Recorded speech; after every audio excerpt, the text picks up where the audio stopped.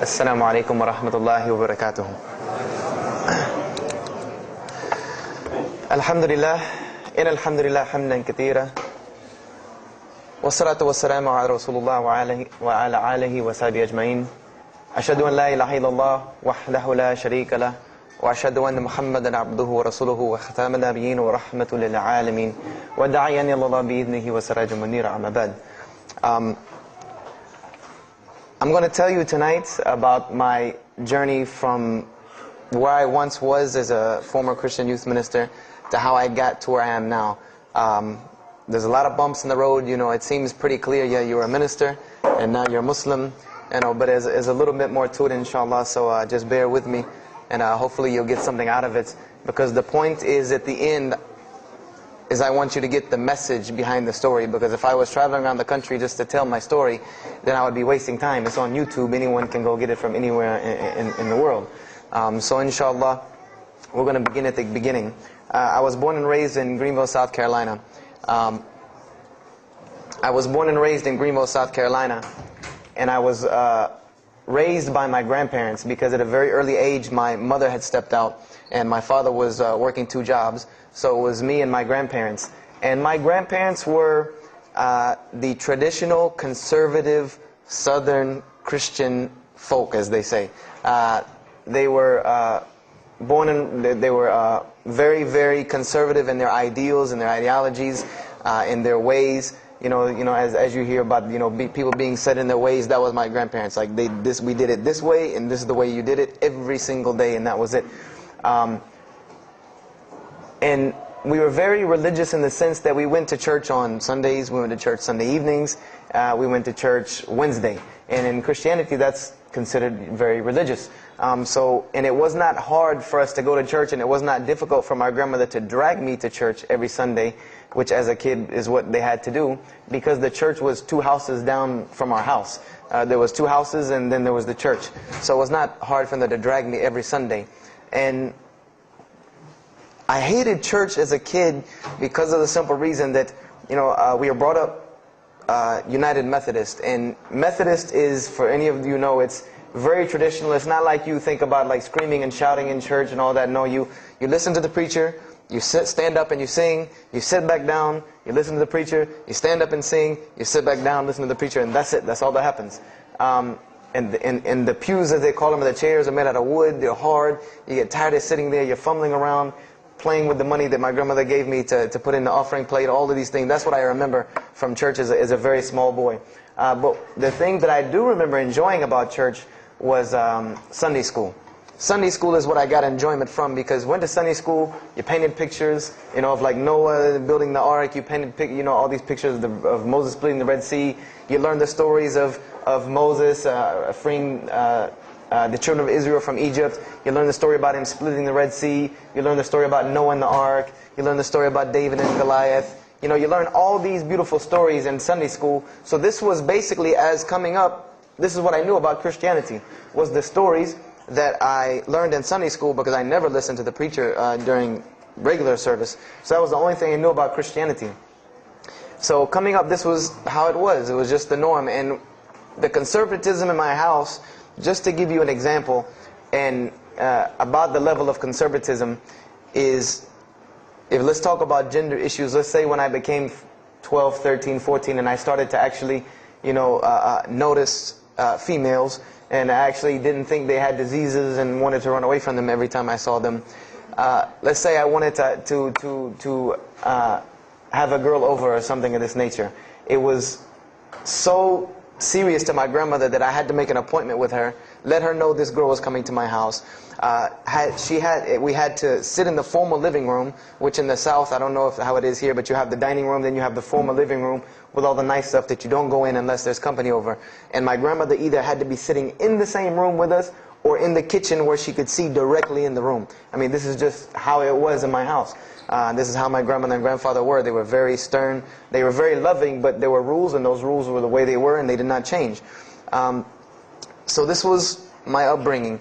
And I would say at about the age of 12, 13, 14, more along the age 13, 14, I started going to the Saturday evening youth services at my church that were for 12 and up. And the youth services were held in the gym, and they were totally different than church. At the youth services you went, we played basketball, we played volleyball, we played dodgeball, we played every kind of sport, and we ate pizza and cake and candy, all the stuff kids like to do. And at the end, the youth minister, who happened to be my catty corner neighbor across the street. When I was 14, he was 17. He was the youth minister, so he would sit us down and give us a 30-minute lecture about Christianity, about something about God. He would give us a 30-minute sermon, and that's how the youth services were. And going to these youth services, I met some other people who went to other youth services. They invited me to Young Men for Christ and other things that were going on in South Carolina. And so I started to go to these different retreats and camping trips with them. And so that is when I would say that I started to become a Christian out of will. I became a Christian because I wanted to, not because it was something I was dragged to do. I started to actually want to be Christian. This is something I wanted to do. I made my own choice and my own decision to do it. So when I turned 15, I started going to high school. And when I was a freshman in high school, my best friend, who was the youth minister, was a senior in high school. And I remember we had a very close bond because I had not had my license yet, so I used to ride with him to school every day. And it was a big deal for me to be able to ride to school with a senior, especially since he had a brand new, or it was a brand new, but he had a restored '67 Mustang, which I've always been a fan of cars when I was a kid. So we had a very close bond, and we were very good friends because both of our parents were very similar. They didn't let us do much. So we spent a lot of time with each other.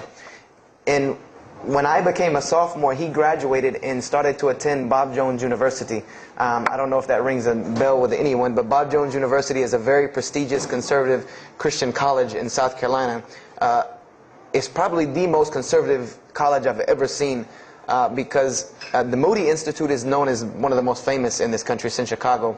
But Bob Jones is conservative to the point to where when it comes to men and women, like men and women are not allowed to get caught talking to each other in a room alone if they're not married, holding hands on campus. The men had to wear button-up shirts or polo shirts tucked in with slacks or jeans. The women had to wear skirts. No jeans, skirts that came down to the ankle, and a shirt that came to the wrist. And this was part of the guidelines for Bob Jones University. You didn't party, you didn't drink, there was none of this that happened at Bob Jones University. And he started going there, and his major was textual criticism. And textual criticism probably doesn't ring a bell with anyone, and to explain it in detail would probably take another entire lecture. But just to give you a brief synopsis of what is textual criticism. A textual critic takes the ancient manuscripts of the Bible, the pieces of parchment that were found all over the world, and he has to learn Hebrew, Greek, Aramaic, Latin, these languages that these parchments have been found in. And he has to take these scriptures and try to find out where they came from, why there are variations in the many different versions of the same parchment. Let's say you have Matthew chapter 1 from the Bible. There might be 5,000 different variant readings of Matthew chapter 1 in 6 languages. And so he has to be able to take all these and sift through them, try to find out why there's so many variations of the readings, and then determine which one is the original. And that's not as easy a task as it seems. You could figure, which whenever the oldest is probably more original, which is not the case since there are no originals. You might have one parchment that is the oldest parchment of the group, but it might be a copy of a copy of a copy of a copy of a copy of a copy laden with mistakes. And then you might have the newest parchment in the series that might be a once over copy from an original, or a twice over second copy from an original. Therefore, it would make the newer parchment more original than the older one. So it's not a very easy field to go into. And he started studying textual criticism, and being that I was his best friend, I started studying textual criticism. Whenever he was, doing his homework or research papers, I was right there with him. Whenever he did a homework, he would always let me read it. Or when he finished his papers, he would give them to me. He would pass down all of his papers to me. Every textbook, when he was done with it, he would give it to me. I started to learn a little bit of Greek, a little bit of Hebrew. So I became, started to become a layman's textual critic, and I applied to Bob Jones University in my sophomore year because it was a 3-year waiting process for Bob Jones. And when I turned 16, almost 17, my friend came to me one day and he asked me a question that I had never really even pondered upon. He asked me, he said, "Have you ever read the Bible?" And I said, no, in church. I mean, yeah, we've all read the Bible in church. You know, your parents make you open it up and look at it. And at the Bible studies I went to, Young Men for Christ, we did have Bible studies, and we'd read a few passages and talk for 2 hours about those few passages. But he's like, no, have you ever read it? You know, like you read a book beginning to end. I said, no, I don't know anybody that's read, nobody that I knew had ever read it, beginning Genesis 1:1 to the end. He said, but this is the inerrant Word of God, as we are taught. This is our instructions on earth. Why haven't we read it? You know, why have we not read this book? And I said, you know, that's a very good question. And he gave me a challenge. Well, it was basically a challenge for us both. He said, let us start with Genesis 1:1 and let's read the Bible and let's see what God says to us. Because this is the inerrant Word of God, inspired to men for instructions for us. So let us see what God says to us. If God can talk to the preacher through this book, why can't He talk to me? I said, you're right. I said, that's very good. I had a lot of time on my hands. I wasn't really allowed to do much anyway after school, so I said, why not? Let's read the Bible. I was somewhat nerdy as a 14, 15-year-old, 16-year-old. So we started to read the Bible, and we decided to go from Genesis 1:1. And what we tried to do, this was the attempt that we made, was to not think of anything that we'd ever heard about Christianity, but to open the Bible, and let's say I just found this book in the desert, and read it and see what it says to me. Let it talk to us. So we started Genesis 1:1, and we started reading through the Bible. You know, we did some of it together, and most of it I did by myself, because I'm a very, very quick reader, so I decided to read a lot on my own. And as I was reading through the Bible, I started to notice the stories that I had heard in Sunday school. You know, you start reading Genesis, you read about Adam and Eve, we all know that story. You started reading about Deuteronomy, Exodus, you know, the stories of Moses, the story of Noah, the story of Lot and Abraham, and all these stories that I know. But I was surprisingly and astonishingly shocked by some of the stories that I read about these same people that I learned about in Sunday school. Just for instance, and this is a big testament to why Allah kept sending us prophets and why Islam was sent as a complete and perfected deen with the Quran. If you read about Noah in the Bible, there is the story about Noah saving humanity from the flood with an ark and all of that. There is this in the Bible. There's another aspect to the story of Noah that not many people know about unless they actually take time to open a Bible. This will not be preached from any pulpit anywhere. Is that the Bible says that Noah was an alcoholic. This is the Bible's portrayal of Noah, or Nuh alayhi salam, that he was an alcoholic, he was a drunkard. This is the word used in the Bible, that he was a man given to alcohol. And I'm a psychology major, and my field of specialty is mental illnesses, and alcoholism is one of those, is a mental illness. And I know from seeing alcoholism's effect on one of my close friends' parents, I know that someone who is truly addicted to alcohol, and if Noah lived for so long addicted to alcohol, he was seriously addicted to alcohol. It is hard for someone addicted to alcohol to hold down a 9-to-5 job working at McDonald's flipping hamburgers, much less construct an ark to save humanity from a flood that's never happened. So that stopped me for a moment in my tracks, and I said, Noah was an alcoholic. You know, and it bothered me for a minute, because I said, you know, things started popping in my mind like, if Noah was a drunkard, how did he know God was talking to him? Because, you know, I've seen some people, they're alcoholics, you know, you were just asleep in my dog's food bowl the other night drooling, and now you're telling me you were talking to God last night. You know, you know, to rationally, that would not make sense to me. That's like, you know, an alcoholic on the street coming to you and tell you God's talking to him. You know, he has no, this would give this man no validity. This man has no validity with anyone. So I didn't pay it too much attention. It caught me, but I said, you know what, I'm going to keep going, because there's one thing that you don't do in Christianity, and I'll tell you what it is in a minute when I started doing it. Then I came across the story of Lot, or Lut alayhi salam. And we all know the story of Sodom and Gomorrah in these stories, but there's another very twisted story in the Bible about Lot and his daughters. There's a story of Lot and his daughters in the Bible that says his daughters got him drunk one night and seduced him and committed incest with him. A'udhu billah. This is the Bible. This is one of the Bible portrayals of the prophets of God. The person who saved his family from Sodom and Gomorrah. This is the story that is in the Bible. So I'm catching myself again like, oh, this is becoming a really bad habit that I'm seeing. This is becoming a bad recurrence that I'm seeing over and over again in this Bible. So, after that I started, speeding through some of the other mumbo jumbo to get to more of these prophet stories. And I got to the story, there are others, and there are some stories in the Bible that are not PG rated, period. They're not rated for talking anywhere. You would need an 18 and up ID card to be able for me to even tell you these stories.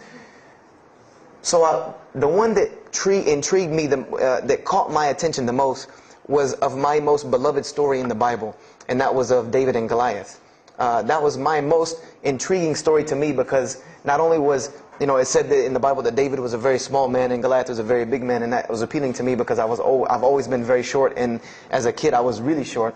So, I said this was a very beautiful story to me, just in its prose and in its concept of overcoming. And so I started to read about David. And there are very beautiful stories about David in the Bible. There are indeed. But there is one story about David in the Bible that shocked me to my core.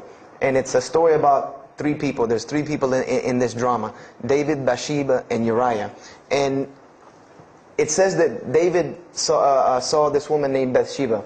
And she was one of the most beautiful women of her time. And she happened to be married to one of the commanders of his army named Uriah. But David on this day decided that he was not able to resist his temptation to be with this woman Bathsheba, so he did. And he committed adultery with her.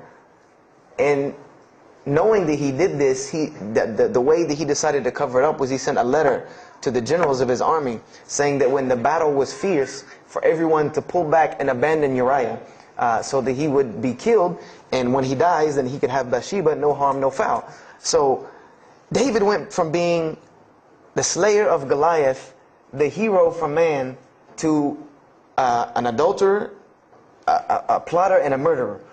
And so this is when I really caught myself and said, hold on now.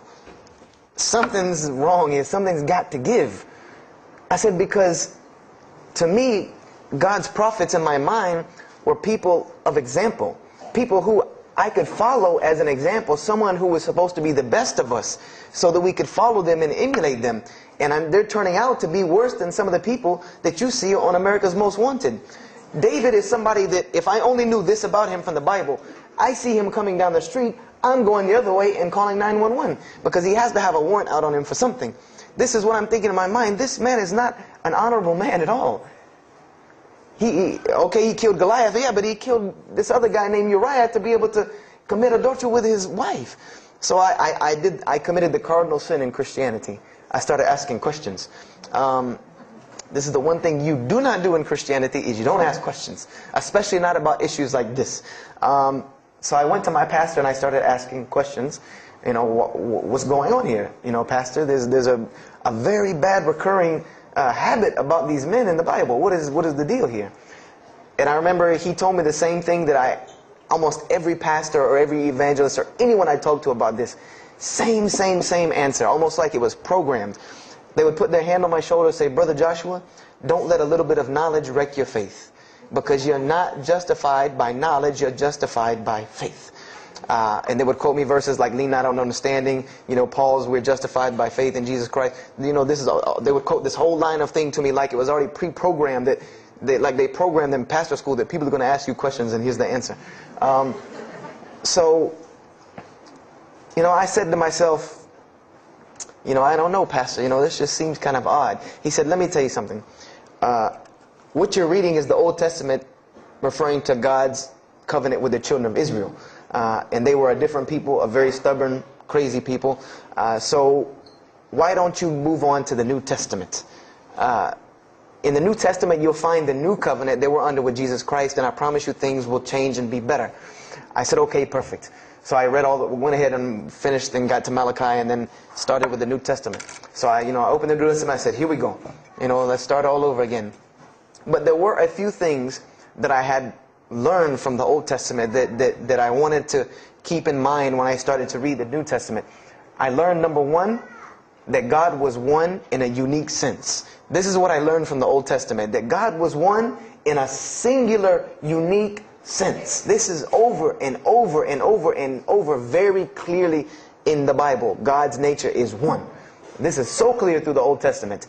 And that He was very jealous about His worship.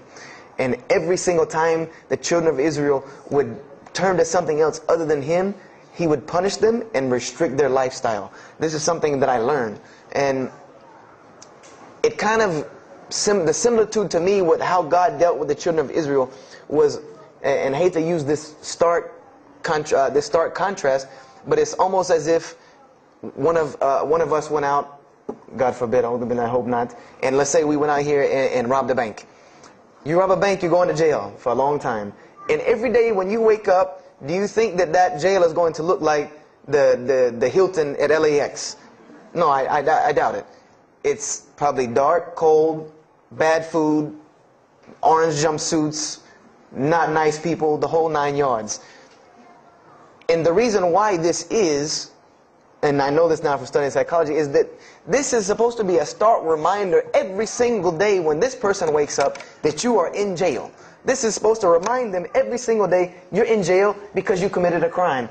And we run this, not you. This is the message that is being portrayed to this person in jail.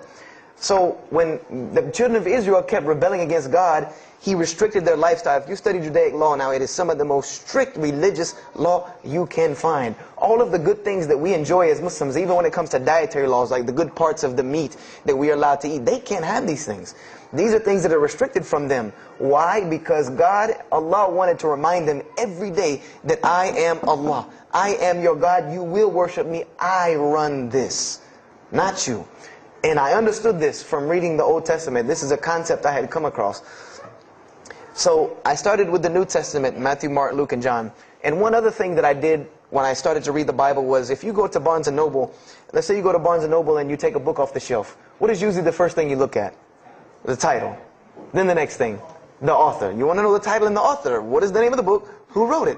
And if you do this test with every single book of the Bible, you get a title and no author. Author unknown. Or author is appears to be so-and-so. Or we derive that so-and-so possibly written this. Like let's just say for Exodus, they say Moses wrote Exodus.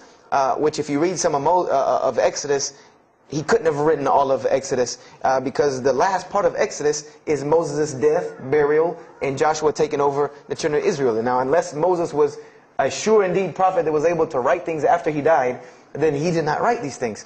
And so when you go to Matthew, Mark, Luke, and John, I wanted to know Matthew who, Mark who, Luke who, John who, because it's called the Gospel according to Matthew.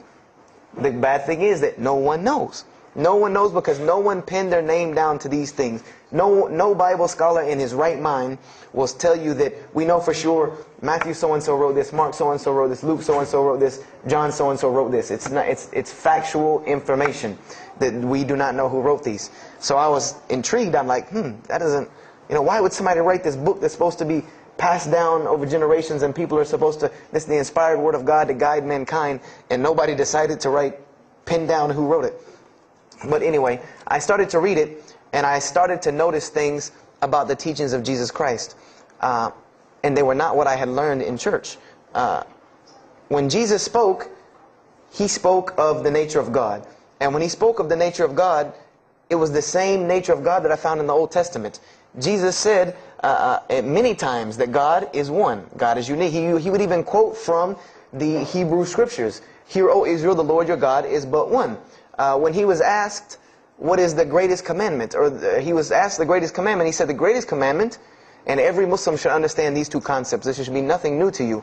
The greatest commandment is to love the Lord your God with all your heart, with all your might, with all your strength, and then to love your neighbor as you love yourself. He said the rest hang on these two, which we know in Islam we have rights of the Creator and rights of the creation.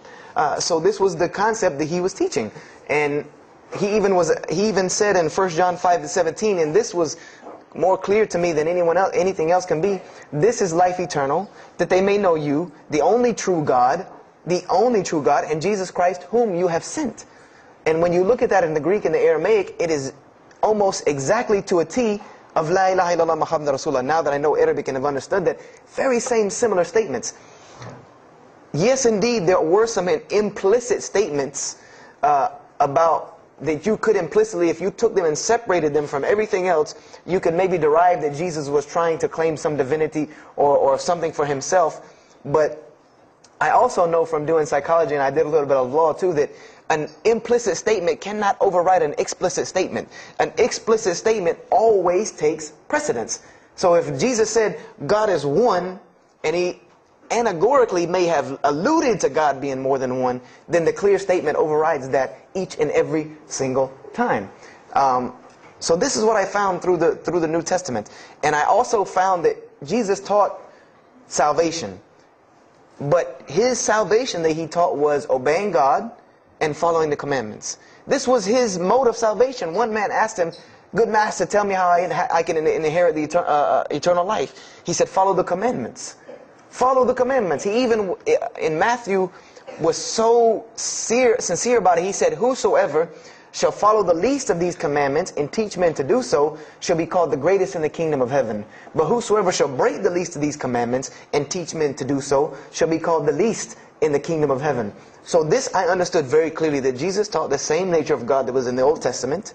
He taught that the salvation lied in worshiping God and following the commandments. This I understood. Matthew, Mark, Luke, and John were very clear about this. You know, there were other things, the only begotten Son, you know, but these things were not in red letter, so I did not give them as much weight as what I did to the actual words that Jesus Christ was saying out of his own mouth. So I read Matthew, Mark, Luke, and John. All of it was saying the same to me. I said, and I was thinking to myself, this is not what I was taught about Christianity. You know, you're taught that God is 1 in 3, 3 in 1. You know, 1, 1, 1 equals 3. You know, Father, Son, Holy Spirit. Jesus died on your cross to forgive your sin. You know, and there was another thing that I noticed from the Old Testament, and this is a beautiful lesson to Muslims, because you're asked this all the time, especially when it comes to dawah. And I never put 2 and 2 together until I learned Islam and then read the Bible one more time. Is I wanted to know why the Jews wanted to crucify Jesus so bad. Why so bad? They could have just mobbed him anywhere and killed him on the street. It's not like he had clans like the Arabs that would have come and backed him up. I said, why didn't they just kill him? You know, why were they so strict and sincere to tell Pontius Pilate, you got to kill him and you need to sanction it? We can't do it, but you need to sanction it to kill him. And now I understand it, was that Jesus had a mission, and that mission was to share God with the world. And Paul even kind of tells on himself in his book of Galatians as to why Jesus was meant to be crucified, or the Jews wanted to crucify him. Paul said that the crucifixion is the stumbling block for the Jews. And he explained in Galatians that Jesus Christ, and this is how he tried to roundabout explain it, was cursed for us, to remove us from the curse of Allah by taking this curse upon us. For it is written, and he quoted the Old Testament, everything that hangeth on a tree is cursed. So I went back and studied the Old Testament and Judaic law, and I realized that people who were crucified, that was considered a curse upon them. You had to do something pretty serious to get crucifixion, because it was considered a curse from God. It was part of their law that when someone is crucified, that person is cursed. So wherever they buried these criminals, like in the graveyards in Israel, in Jerusalem, in Palestine, where they buried these criminals that were crucified, this was considered cursed ground. This was considered ground that you didn't go on, and you did nothing here, because these people are cursed by God. So I started to put 2 and 2 together. It's not that they wanted to kill Jesus, because they could have just killed him. They wanted to disprove who he was. This was their point, was to disprove who this man was. He said he's the Messiah. They wanted to disprove it, and they knew if you can crucify Jesus, he can't be the Messiah. He cannot be our Messiah if you can crucify him. And even if he is, if we can still force our crucifixion on him, then that'll detriment his message. So they understood this and knew this, and this is why they wanted to crucify him. And this is exactly why Allah saved him from it. Because everyone asks you, why did Allah save him from the crucifixion? Because you cannot crucify. That was part of his law that he came to fulfill, that he could not be cursed according to this law. He said, I have come to fulfill the law. To fulfill it. Therefore, he couldn't be cursed according to it. And this is why he went to the Garden of Gethsemane and asked God to remove this from him, because he knew how detrimental this was to his message of crucifixion. So I began to see all of these things. So I started to read, I got to the book of Acts and started to read the writings of Paul the Apostle. And things went from this to this. It went from one way to another way. It went completely flipped, turned around. The entire teachings went from obeying God, worshiping God, following the law, to worshiping Jesus Christ and abolishing the law completely. Paul even wrote to the Galatians, "Oh, you foolish Galatians, why are you still following this cursed law?" Jesus Christ came as a curse to remove us from the affliction of this curse.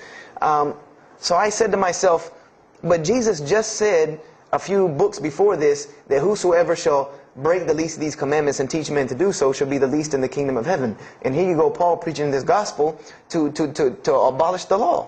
So I even asked, what is going on here? So I started asking my pastor, and my pastor said, now you're getting into deep water. You know, now you're starting to question the New Testament. You really have some issues. You know, they even thought that I might be, you know, possessed and all kinds of things. So I had a very big conflict going on inside of me, and my friend took me to his textual critic teacher, his professor. And what this man told me probably wrecked my faith in Christianity. And I always say, I doubt he would be very happy me traveling around the world telling people that a Christian professor from Bob Jones University wrecked my faith in Christianity. But he did. Because what I asked him was, what happened to all these contradictions? You know, in the Old Testament there are many contradictions. If you study Hebrew language, you'll understand that when you read some of the Old Testament or the Torah, that there are some parts of the Torah that you can see is the most beautiful Arabic that you can see, the most beautiful Hebrew that you can see, just like when you read the Quran. It's very beautiful Hebrew. And then 2 chapters later, you'll see Hebrew that looks like a broken 3-year-old who is trying to scribble some Hebrew down. It looks very colloquial, very dialectic. You can tell it's not the same person speaking. So I went and asked him about all this stuff I saw. And he told me, he said, what you have is a book written by men over centuries and centuries and eons and eons. And he says, and this book started as an original that was copied and copied and copied, and somebody added a mistake, and somebody came behind him and corrected that mistake and added 2 of his own. Someone came and copied it and skipped a line and added a line where it wasn't supposed to be. And then someone else came and copied it and took it to his country, and in order for it to fit well with the doctrine they were teaching, he would cross out a dot here or cross out a word here or change a word here so that it would fit with the theological ideas of this part of the world. And he said, and after all these years, you have a book now that is compiled from all of this, written by the hands of men that still have men's fingerprints left on it. And that's what you have. You have an imperfect book that is only perfected through faith. This is exactly what he told me, that this book is perfected through faith. You cannot perfect it textually. It's not a textually perfect book. Those who believe in it by faith. And so I said, here we go again with this faith thing. You know, I said, God gave me a brain for a reason. If he did not want me to use it, he would remove this reason and logic part of my brain out and replace it with more faith. So, you know, and I was of the opinion, you know, as the saying goes, my grandmother didn't raise a fool. I'm no fool. You know, I said, I can't believe in this. You know, I mean, this book I've been taught is the inerrant word of God, and you're just telling me that it's a book of errors that's only perfect through faith. That's like me taking a 1982 Datsun all beat up and say, if you believe, it can be a Mercedes. If you believe. You know, that would make no sense. You can't take a car to the car dealership and say that. No, if you really believe it, if you look at it right, it's a Mercedes. So I said, no, you know, this is a book full of errors. And God's religion is perfect. If God has a religion, it's perfect. If he has a book, it has to be perfect because he is perfect. So I left Christianity completely. And I decided that I was, I had learned some concepts from the Bible. God was one. You couldn't fool me of that. I had also concepted that there should be nobody standing between me and God, because He created me without permission from anyone. Therefore, I don't need to be taking permission from someone to go to Him. If I had to be forgiven for something, it should come from Him, because on the day of judgment, it's going to be me and Him alone. And I didn't know about God's prophets yet. I had my doubts and persuasions about that. So I decided to start searching other religions. I went back to Judaism. I studied Judaism. I found the same thing that Jesus taught about two spiritual Jews that leave the law, and Jews that were so caught up in the law that they left no room for spirituality. I studied Buddhism, Hinduism, Taoism, Confucianism, Wiccan, Bushido. Everything I could get my hands on, every type of ism or religion, I studied it. But there was one litmus test that I used for every religion. And whenever I met them, or the people or whatever about this religion, I would always ask them, do you have a book? Do you have a book? Because another thing I had come to the conclusion of is that if your religion is true, you should be able to tangibly hand me something and show me that this religion is true. Give me something that I can see. I don't want to hear that faith stuff anymore. I heard that all my life, and look where it got me. It got me thinking I'm driving a Mercedes running around in a 1982 beat-up Datsun. I said, no, you have to show me. And so I read the Bhagavad Gita, I read the Torah, I read the Scrolls of Tao, I read the Code of the Bushido, I read the Wiccan Book of Spirits and Spells and all that other magic stuff they have. And I read all of these things, and I found something very congruent with all of it, was that there were very same philosophies and teachings in all of these major religious books. They all talked about God and His nature. Most of them alluded to the fact that God is one, and that God sends messengers to us and people to us to teach us. But they were filled with a whole bunch of garbage, to be honest with you, that I couldn't logically, rationally believe. So at about the age of 17, just about the time, about 17 and a half, I gave up my search for God. And I became kind of angry with God, because I said, here I am looking for you, and I can't find you, and it doesn't look like you're giving me any help. And I don't know how many of you know, but for a 17-year-old that is frustrated with God and the world, there's a lot of trouble he can get into. There's a lot of things he can do to put himself in predicaments when he's frustrated with the world and had come to the conception that, if there's a God that exists, then He doesn't really care about me. That's a kind of a dangerous young man. So I started doing the whole partying in trouble, going to parties, drinking underage, all of this stuff I started doing. I'm a perfectionist at heart. So when I was a Christian, I tried to be the best one I could. If I was going to switch to being any other religion, then I was going to do that 100%. So you better believe when I went after the dunya, I did that 100%. And I was a martial artist since I was 15 years old, and even though it was only 2 years, 2 years at 17, you think you're Bruce Lee. So I got into a lot of fights. Got kicked out of school, had to go to another school, got in one fight, got arrested for a fight, and there were a couple incidences that stopped this downward spiral, because I was on a very, very quick downward spiral that would end. I believe if I would have continued on that downward spiral, I would probably end up hurting someone, killing someone, or them hurting or killing me. And there were two incidents that brought that to an abrupt stop, like pulling the emergency brake. And the first one was a car accident that I was in. My friend and I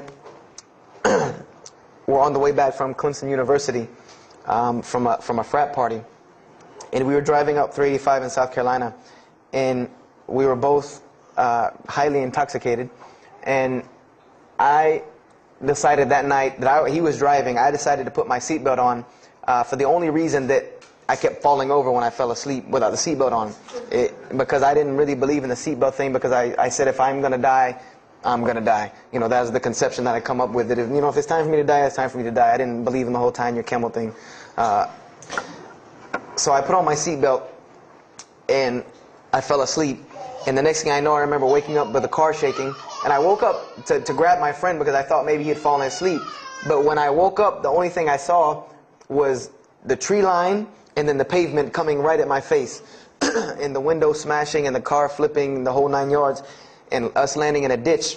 And I remember getting out of the car. That was the first thing I thought. you know, number one, I couldn't believe that, you know, you don't really think about, oh, you're alive. No, you just move. I jumped out of the car and realized that I had jumped out of the back of the car that wasn't there anymore.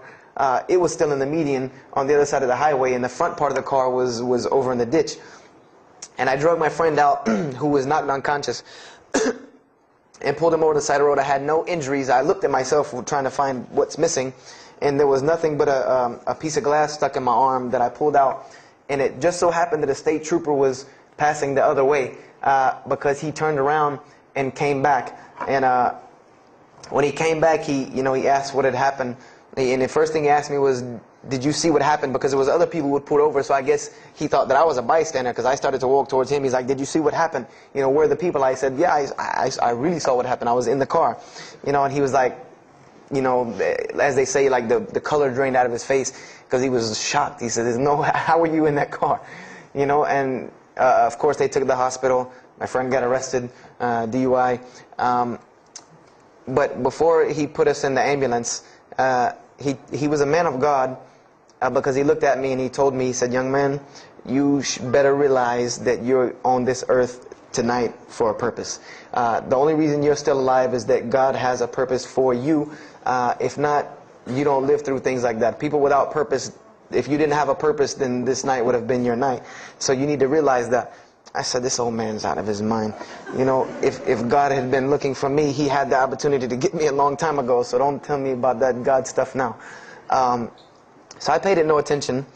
And about a month later, 3-4 weeks later, my friend and I, same two, he's on crutches still, we decided to go to New York City. We decided to just take off, drive to New York City. We didn't tell our parents where we were going. I said I was sleeping in his house. He said he was sleeping in my house for the weekend. So we drove to New York. And in New York, I remember going to the ATM to get some money. And in New York, they have these ATMs where you have to go in the little glass room to get your money at ATM. I don't know if they have that here, or if any of you have been to New York. Now, alhamdulillah, you have to put your bank card in to go in there. But in '97, it was not like this. You went in, and it was almost like the game Mousetrap, because you go in, take out your money, criminal comes right in behind you. There's nowhere for you to go. You know, there's nowhere to run. So I went in, I took my money out of the ATM, and I heard the door open behind me. You know, so I turned around. You know, I thought somebody was coming in behind me, and there was a man who put a gun to my face. And he must have really, really, really, really needed this money, because he didn't ask me anything. He didn't say a single word. I just remember looking at the gun in my face and him pulling the trigger. And it was a revolver. And to this day, I'll never forget that image in my head of seeing that little spindle turn and hearing that very distinct click of a revolver. And it probably could have been like a .32 snub-nosed gun like this, but when it was in my face, it looked like one of those like cannons that you see on the movies. And I remember when he pulled the trigger, I didn't think anything. You don't think anything. You just blank. You just go into this like shock of blankness. And then a couple seconds later, thankfully I had been doing martial arts. That might have helped me overcome the fight or flight syndrome, because all I could think was, go! You know, like myself kicking myself, like, what are you doing? Go! So I bum rushed him. We went flying. He went flying. Money went flying. Gun went flying. And I took off and went to the hotel and didn't say anything to anybody. We went back to South Carolina the next day.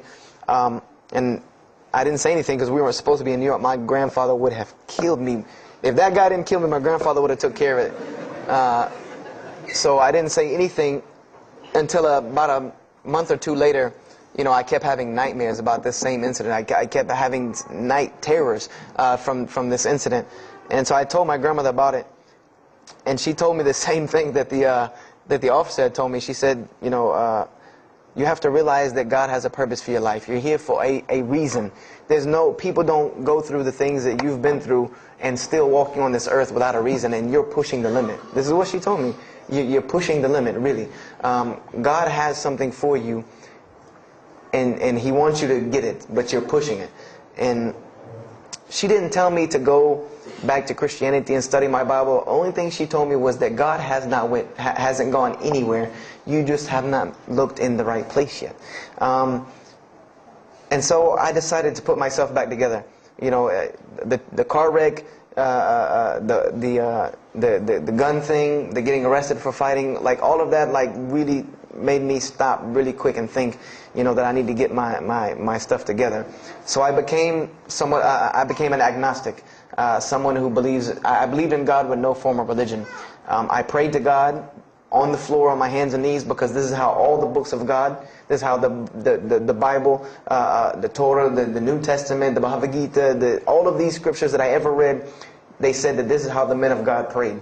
And it was during this time that I did read one book about Islam in the public library, because I had never heard of Islam ever.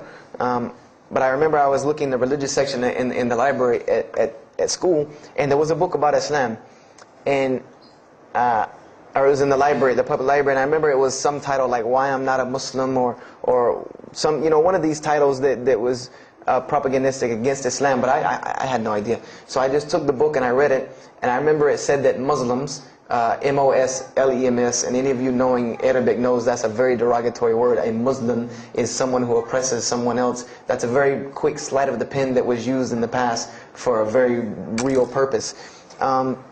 It said that Muslims were people who worshipped a moon god named Allah, who lived in a box in the desert in Saudi Arabia, and they were oppressive to women. I remember there was a whole chapter about how they could have 4 wives and as many as they want, actually, because they could marry 2, divorce 1, get 3 more. This whole, and it said that I remember the one thing that really caught my attention was the whole chapter on jihad, where it said that Muslims were allowed to kill non-Muslims at any time, at any place, without discretion, and it was an honorable act, and not only would they go to heaven before it, but they would get 70 virgins on the way.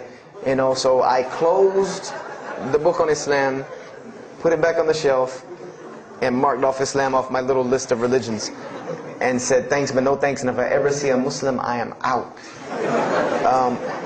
And I said I'm pretty safe in Greenville, South Carolina. I had never seen a Muslim ever. So I said, I don't have to worry about running into no Muslims, thank God.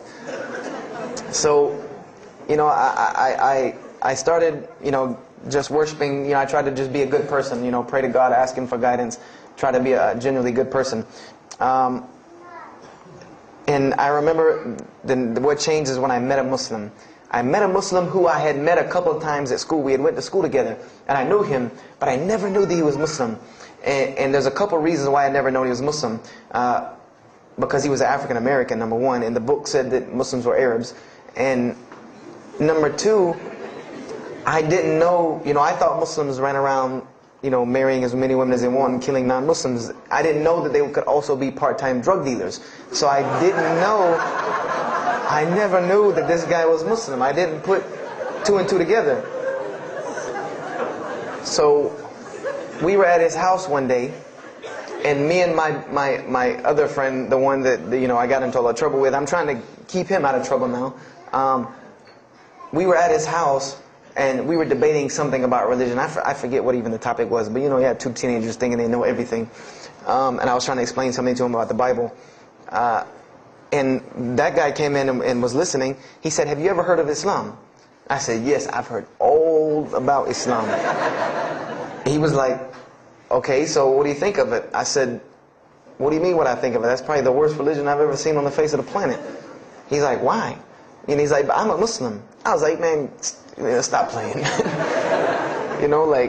You're an African American. He's like, "So?" I'm like, "The book said you guys were Arab. All the Muslims were Arabs." He was like, "What else did you read in the book?" And I told him. He was like, "Man, what in the, what have you been reading?" He's like, "You need to go to the mosque for Jummah." He's like, he told me, he said, "I'm not a good Muslim." This is what he said to me. He said, "I'm not a good Muslim. I'm not even going to try to front and say I'm a good Muslim." He said, "But I can guide you to some people that can tell you the real truth about Islam," because he knew about my story about wanting to find religion. And he said, "You need to go to the mosque for Jummah." And I said, What's Jummah?" He said, "It's just like church with no chairs." And I said, "I can do church with no chairs because in church the chairs were the worst part anyway." Because they had these hard benches that you sit on that are like this, and are so hard. I said, "That's good. You sit on carpet? Wow, man, every church should be like that." And I said, where's the mosque? He said, it's on Wadehampton Boulevard. I said, where on Wadehampton Boulevard? I lived on Wadehampton Boulevard. I lived right off of Wadehampton Boulevard. He said, you know where Lee Road intersects with Wadehampton? I said, yeah, I live on the other side of the intersection. He said, it's right there. I said, no, it's not. There's nothing. There's a gas station or a church. He said, yeah, you know that church, the Evangelical Missionary Training Facility? I said, yeah, I used to take missionary classes there. He said, you know that building in the parking lot with the gold thing on top? I said, yeah, the gym? And he was like, no, that's the mosque. Because I had always thought it was the gym because it was in the same parking lot and it was just rectangular with 2 glass doors in the front. And you could literally walk in between the church and the masjid and touch them like this. Anyone doesn't believe me, go to Greenville, South Carolina, look at the masjid. You can almost touch both of them just like this. He said, yeah, it's right there. I said, I've never, at first I was shocked. Like, I've been living across the street from all these crazy Muslims all my life. I said, I never knew. And he told me to go to Jummah, and I asked him what time. He said he would meet me there at 1 o'clock in the afternoon on Friday. So I said, okay. I went on Friday, and I'm waiting outside for him. I'm not going inside. That's not happening. And I'm seeing all these people going in. And at this time, it was a predominantly Indo-Paki Arab masjid. Anyone who went in was not American, period. And I did not see even one African-American going there. And I did see one, and then when he went in, I heard him talking in a dialect that I realized he was probably from Africa. So I said, he's not American.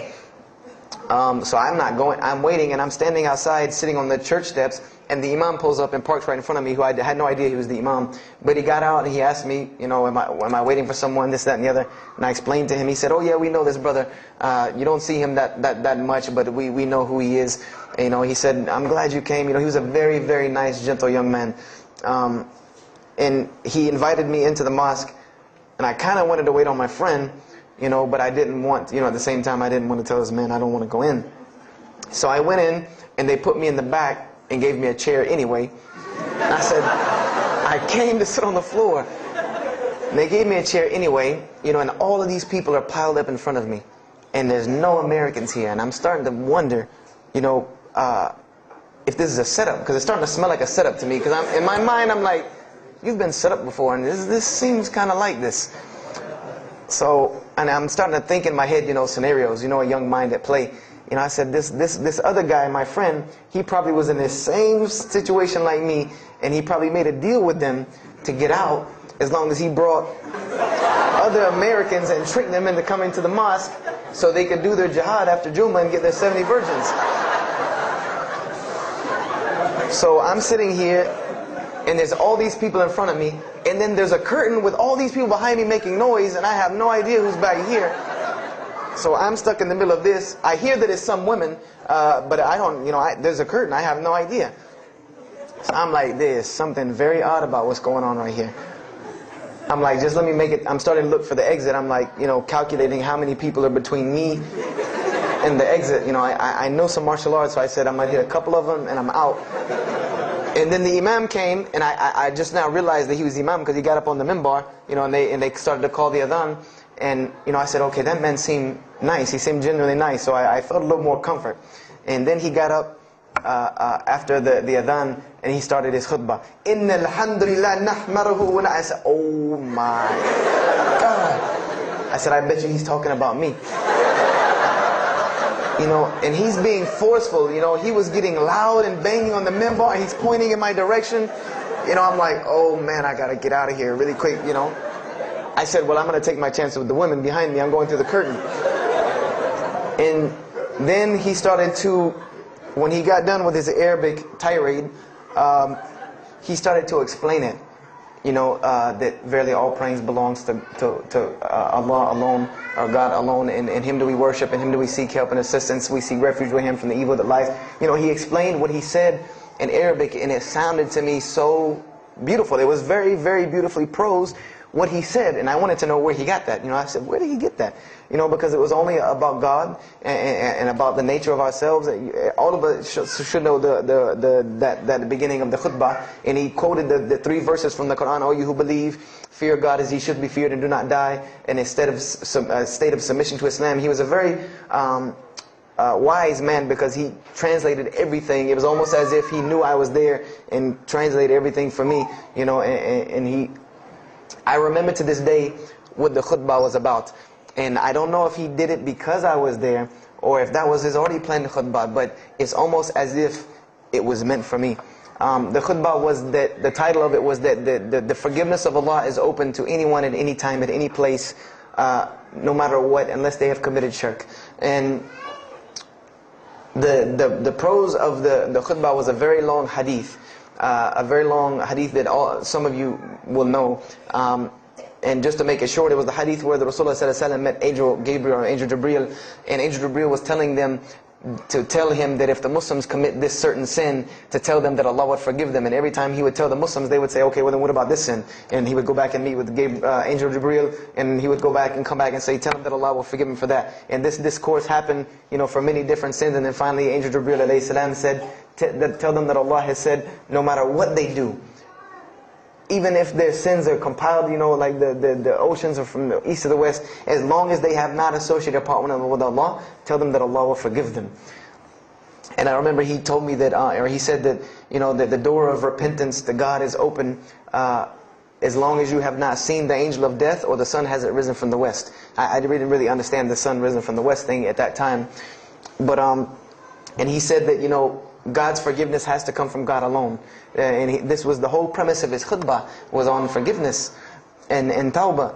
And I was saying to myself, these are all of the same concepts that I had formulated through reading the religious scriptures myself. And I'm asking myself, where did he get this stuff from? Where did he get all this? And he started using names like, he used the name Ibrahim alayhi salam, he used the name Musa, and I'm like, he translated it to Abraham and Moses. I'm like, where did he, where is he getting these are names from the Bible, I know these people. And so after the khutbah, they started lining up for the prayer. And I got apprehensive because everybody's getting up in front of me and blocking my exit from the door. And so I guess one guy in the back saw me, and because I had to move back a little bit, he said, we're about to pray. And I said, pray to who? And he said, to God. I said, which one? And he said, the one that created the heavens and earth. The same one that's in the Bible, the only creator of the heavens and earth, the only God. I said, yes, I know him. And so the Imam started to pray, and when he recited the Quran, I know it sounded very intriguing. I had no idea what it was. But then when I saw Muslims bow and prostrate on the floor, verses and verses of every religious book that I had ever read started ringing off in my head, that this was the way men of God prayed. And the first thing that I could think of in my mind was, this is worship. That's what I said to myself. This is not prayer, because prayers are asking God for something. These people are worshiping God. So I said to myself that you've written this religion off way too easily. I thought I was a much more open-minded person than that, and I was ashamed of myself that I had written it off with just one little book. I had put all this studies into the other religions. I read this one thing about Islam and was done. So I went to the Imam after Jummah. He talked to me, and I would have to say that I was probably a little bit rude with him. And I've asked him to forgive me. I saw him a few years later. I said, you got to forgive me for the first time you saw me. Because he started telling me, would you like to know a little bit more about, he had a very heavy accent, he was an Egyptian brother. Would you like to know a little bit more about Islam? He tried to give me some pamphlets. I said, no. I don't want any of this right here. I said, do you have a book? This is what I wanted to know. Do you have a book? Can you give me? He said, yes, we have a book. I said, it's called the Quran. I said, can I read it? Is it in English? Can I read it? He said, sure, you can read it. And then he tried to explain it to me a little bit, how it came by. I said, nah, just give me the book, because the book should speak for itself. So I took the Quran home, and on Friday night I started to read it, because this is a book I had never seen before. And I was very interested. So I went home and I opened the Quran, and I read the Fatiha. It seemed to me kind of like the Lord's Prayer. It was a little similar to what I found in the Bible. But then I started to read Surah Al-Baqarah. I started to read Surah Al-Imran. And I started to see names that I had seen before. I started to see names like Abraham, Moses, David, Jesus, Yahya, John the Baptist, Zechariah, Mary. And I said, I know all of these names, but there was something different about these people in this book. The prophets that I found in the Bible were people that were deplorable, of not very good character. These same men in the Quran were someone who were at the highest echelon of moral character and moral fiber. They were someone that was an example to be followed because they lived the message that they preached. Therefore, they were able to be followed and emulated. So, I read all of these chapters and I read the story of Jesus, peace be upon him. Because when I saw the name Jesus first, that really intrigued me. I wanted to see, what does this book have to say about Jesus? And I read the story in Ali Imran, and I read the story in Surah Al-Maryam. And it was more beautiful than anything I had ever read in the New Testament, or any nativity story that I had ever heard. It was more beautiful than that, times 10. I remember the only thing that I could capture in my mind was the miracle of how, because in the Bible you never really figure out the conflict of how Mary gets over this finger pointing at her about her coming with a baby and she's not married. There's no real end to that. There's no real defense for her from this in the New Testament. But the Quran is so explicit and so clear that Jesus' first miracle was to speak from the womb, to speak as a baby and defend the honor of his mother. Something that you cannot deny. Something that you cannot deny about her, who Mary was, when you have this baby speaking on her behalf. So, I would say I read the Quran entirely in 3 days. But that first night, after I had made it through Surah Al-Imran, my heart was already given to this book. I didn't know what it meant to be a Muslim. I didn't know how to be a Muslim. I didn't even know what that meant. But I knew that whoever it was that followed this book, I wanted to be like these people. I wanted to be like the people that I read about in this book. These were people I could follow. These were prophets. This was a book of guidance. And this was something that the book is calling and appealing to me. That if you don't believe in this book, you never see that. I've never seen this in any other scripture. The direct challenges that are in the Quran, that if you don't believe this book is true, put it to the test. Put it to the test. And this was something that was so astounding to me, that God is telling you over and over again, if you don't believe this is the truth, test it. Bring me something else like it. Test it. Put it to test. If it was written, if there was more than, all of the analogies about God, everything was so logical, so rational, so reasonable in my mind that it was like 2 + 2 = 4, and that was it. There was no 1 + 1 + 1 = 3, egg, yolk, water, fight. There was none of that foolishness. The Quran was very direct and very straightforward in its teachings.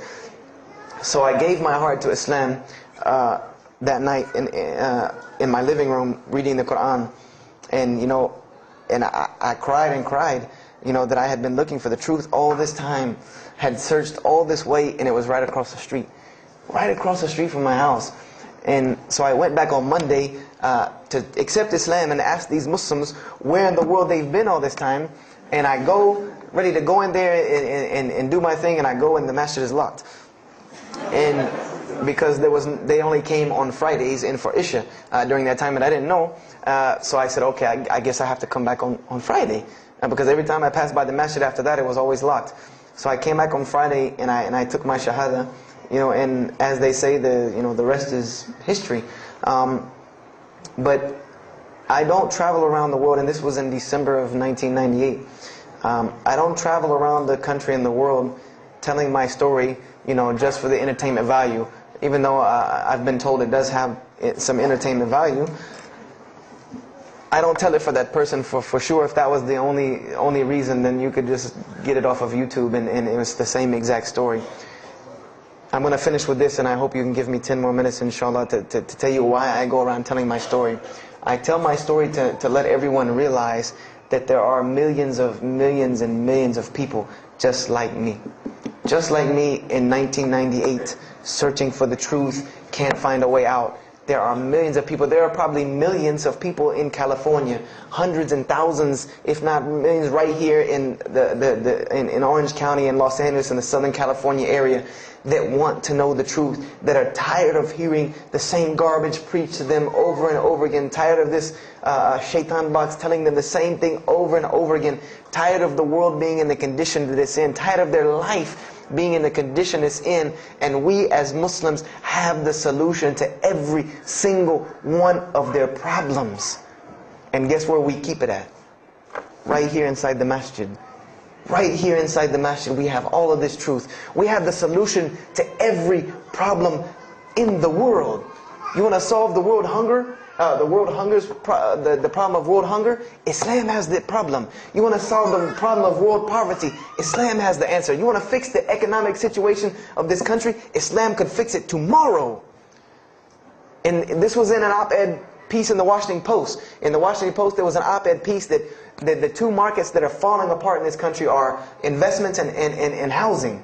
And there are two people in this market that while the rest are bottoming it out, this market is steadily climbing. It's not getting rich overnight like people want to, but it is continually going up, and that is Islamic financing and Islamic housing markets. These two things are so steady and so strong that economists in DC are trying to figure out how they can take some of these Islamic principles, from these investing and housing firms, and plug them into this system to give it some stability, because they realize that you won't get rich overnight in the Islamic system, but it will be stable. It will be something that will give stability. So they are starting to find out that Islam has the answer and the solution to their problems. But we already know this. We already know this, that we can solve every world problem with Islam. We'll put it into it. But the problem is, we're hiding it from the people. Unfortunately, willingly or unwilling, knowingly, unknowingly, we are hiding this from the people. And there's a statement in the Quran and that Allah warns the Jews about what they did with their religion. And it is a statement that is left in the Quran for us, that verily those who conceal the evidences and the clear proofs, after we have made it clear for them in the book, they are those who are cursed by Allah and cursed by those who curse, unless they repent and reveal that which they have been concealing. Those I will accept their repentance, because I am the one who accepts it, the most merciful. We have become guilty just the same way the Jews have of hiding the truth about their religion. When they saw the Prophet Muhammad ﷺ, they knew the truth and wanted to hide it. People, we know the truth about Islam, and we are hiding it. We as Muslims are running around begging Allah for dignity and honor and help, when He has already given it to us in this deen. Everything that a Muslim could ever want has already been given to him in this deen of Islam. Anything that you ask Allah for, there is an account set up for you to go take it out of. You just got to find it where it's at. And any of you, I'm not going to go through the ayahs for they're too long, but if you want to know the solutions to every one of your problems in this world and the hereafter, just go read Surah Al-Saf, ayah 10 through 13. Very, very easy solution. If I had the time, I would read them to you, inshallah. But we have the cure to every disease in the world, and we're not giving it to the people. And I want to use this as a parable, because I really want this to hit home with you. Let's say, what is your name, brother? Abdullah, mashallah. Let's say me and Abdullah are best friends, we're brothers in deen, we're roommates, and we've been roommates for years and years and years. And let's say brother Abdullah has contracts an illness, a disease that is one of the most painful diseases that any human being can ever go through in his life, and it's not something that is going to kill him quick. Let's say this disease is going to suffer and fester with Abdullah and make him not be able to eat, sleep, nothing. He's just miserable all the time. When I come home in the evening, he's rolling around on the floor in pain. And let's say I know him in this condition, and let's say one day I come across the cure for his disease. Someone tells me that if you give this to Abdullah or anyone like him, he will be instantly cured and he will never suffer again. And let's say I take that and put it in my pocket, and I don't give it to Abdullah. Why? Why don't you give it to Abdullah? Well, number one, I'm way too busy. I have 2 jobs, going to school, I have a long commute back and forth, I got to drive up and down the 405 every day. I don't have time to give Abdullah this medicine, man. If he wants the medicine, he'll go get it himself. I don't have time, I'm really busy. Number 2, I'm not a doctor. I should not be prescribing Abdullah medicine, and I'm not knowledgeable in medicine. He should, if he wants help, he should go see a doctor. I'm not a doctor. Number 3, Abdullah's, please forgive me, but Abdullah's kind of stubborn. He doesn't really listen very well. He probably, he's kind of set in his ways. So even if I tell him this medicine is good for him and it'll cure him, he probably wouldn't even take it anyway. So why waste my time? Do any of these excuses sound familiar? And let's say I don't give this medicine to Abdullah, and he dies. And let's say he dies the most painful death that you can ever imagine. I want to ask you a kind of rhetorical question. I want to ask you kind of a rhetorical question. Do you think on the Day of Judgment that Allah is going to call me and Abdullah up and ask him about this incident between me and him because I've oppressed him? I have oppressed him. I've allowed him to suffer knowing that I could ease his suffering. I'm sure Allah is going to ask us about this. But you know the beauty about Islam is that if Abdullah was a good Muslim, bore this disease patiently and died, he dies as a shaheed, inshaAllah. And on the Day of Judgment, this is how beautiful Islam is, that he could very well come before and Allah ask us about this, and Brother Abdullah say, you know what? Allah, I forgive him, so you forgive him. This is the beauty of our religion. And Allah will forgive me. But the disease I want to tell you about is the disease that every single non-Muslim walks around with every single day, and they don't even know it. It has no real physical symptoms, and that's the disease of shirk, the disease of being jahl, being ignorant about Allah subhanahu wa ta'ala. Allah gives them life, and they worship someone else. Allah feeds them, and they thank someone else. He created them and fashioned them in the womb of their mother and knows them better than they know themselves. And they have no idea who He is. They don't even know who He is. If that doesn't pain your heart to see a person in this condition, then for sure the hearts have become hardened. Because when I see non-Muslims, especially when I sit in places like airports, I see this disease. I see it on them. I see them walking around with it. And there's so many of them passing me, I think to myself, there's no way I could talk to all of them. There's nothing I can do. And this disease is something that not only is not going to show up as a physical symptom, and is going to leave them ignorant about Allah subhanahu wa ta'ala, but when the day they die, they will die the most physically painful death that anyone can ever suffer. The Rasulullah said that when the angel of death comes to the disbeliever, it doesn't come kindly. He yanks the soul through the nose, and it's as if his flesh is torn from his bones. It's as if they take Brother Abdullah and turn him upside down and stuff him in a human paper shredder. This is the death that is waiting for those who do not know Allah subhanahu wa ta'ala.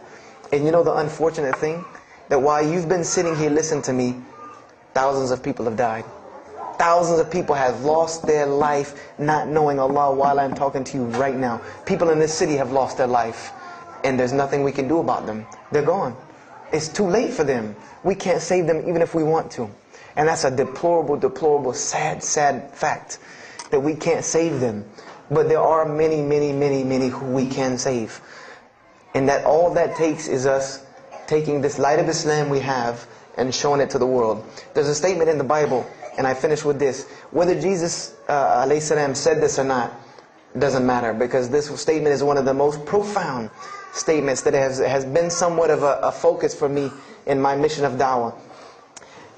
It is said that no one would bring a candle into his home and then place a bucket on top of it, because then no one would benefit from the light. No, if someone would bring a candle in their home, they would set it on the table in the middle of the room so that everyone could benefit from this light.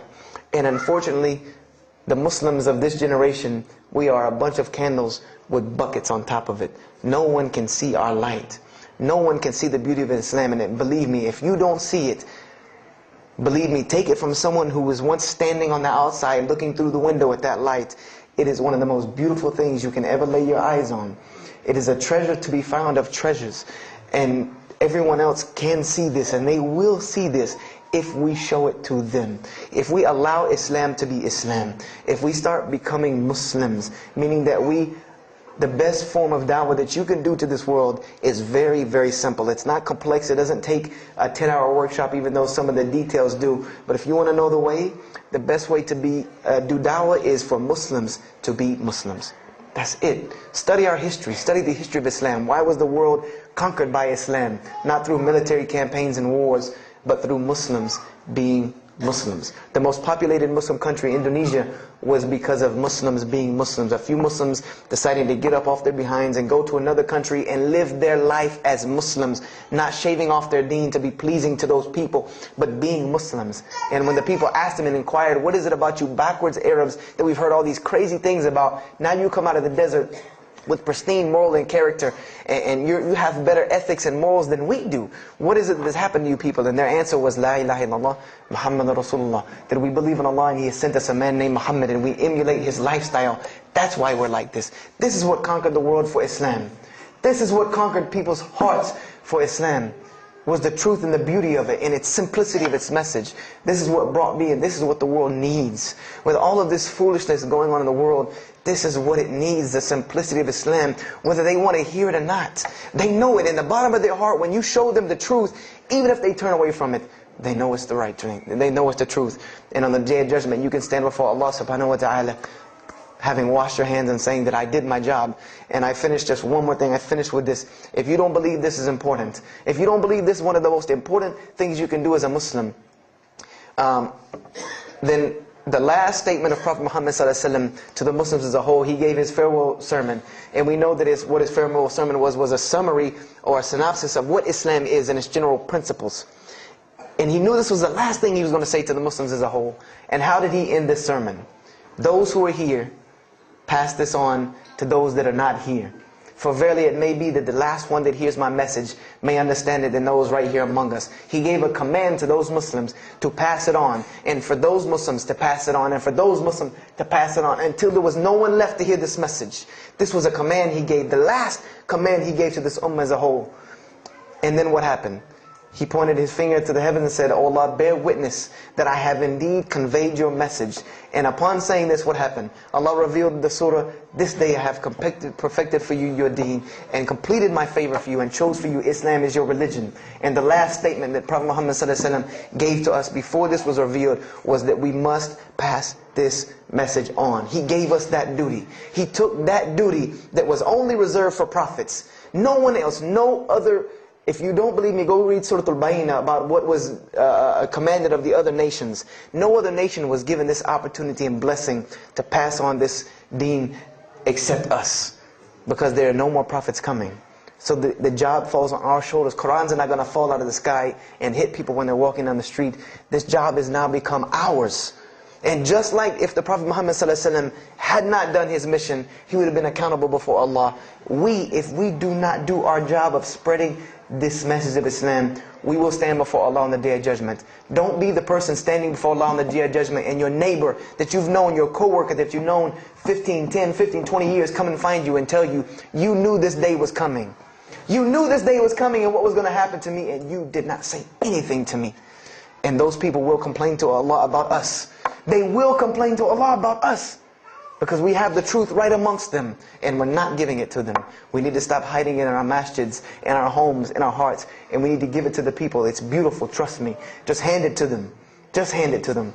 I promise you they'll take it, because it's something that is so pure and pristine. And now forgive me for probably going over my time, and if we have time, I want to leave some time for questions and answers. I will be outside to take any questions and answers.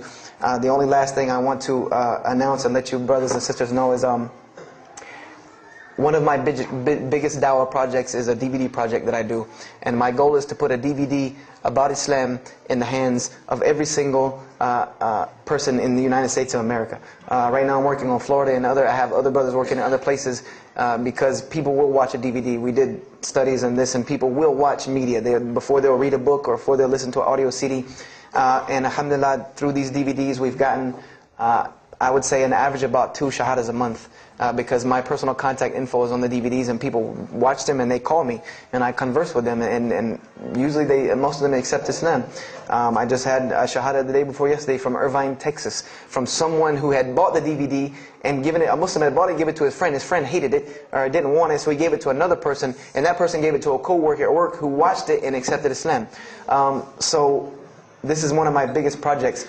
And the way this project works is I make 100 DVDs, and I brought 2 of them with me today. I'm going to explain what they are. The way this project works is I make 100 DVDs, and 75 of them go out to different dawah arenas. And the other 25 I make available for Muslims to purchase for 2 reasons: so that they can be, so that I can buy another 100 to make, and so that you can share in this ajr along with me. Because when you purchase a DVD, that makes another DVD, or you give it to a friend, then you share in this ajr with me. And everyone knows that da'wah is the biggest pyramid system because of the hadith Rasulullah sallallahu alaihi wasallam, that one who calls to guidance gets the same reward as the one guided, without that reward being lost from him.